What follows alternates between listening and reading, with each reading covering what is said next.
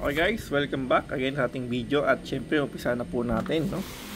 Eto po, meron po tayong dumating dito, no. Ayan, naka-plastic syempre.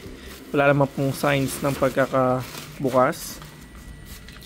So ito po yung mga ating mga items again na i-order sa Shopee na atin naman pong sinishare dito sa ating YouTube channel, no.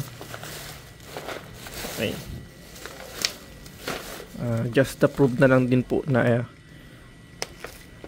tama po yung dumarating at wala pong damage din yung ating in-order. So medyo malayo pala. Okay, so ayan,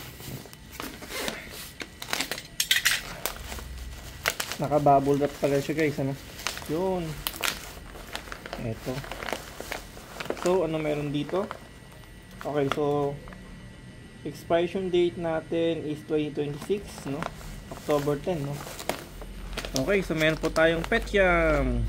Ayan, Petcam po, no? So dito nakalagay kung exclusive manufacturer exported by Petco Ltd. Ito guys, so nakalagay siya kung saan gawa. Yung nabili natin nakaraan, walang nakalagay kung saan siya gawa. So talagang medyo sad to say po, parang hindi siya goods for sa mga, lalo kung medyo maselan yung ating mga alaga, no? Yun.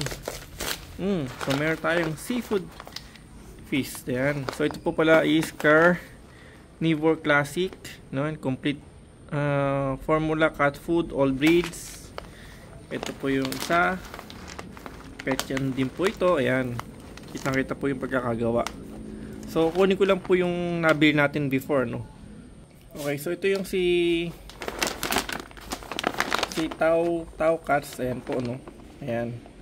Ito nga po siya, sabi ko, wala siyang nakalagay kung saan siya manufacture, wala talagang address. So talagang sakayin nga po yung ating pusa hindi naganahan dito. Ano? Na iba po kasi ng order, so parang nag-try, kaya nga lang po hindi nagustuhan yung ating alaga. Ayan. So Tao Cats po, no. Kaya sabi ko po ito, no, kita po natin na meron siyang manufacture.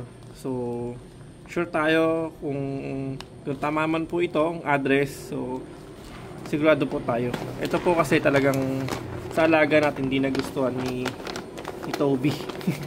Okay, so yun lang po. Thank you for watching po, no.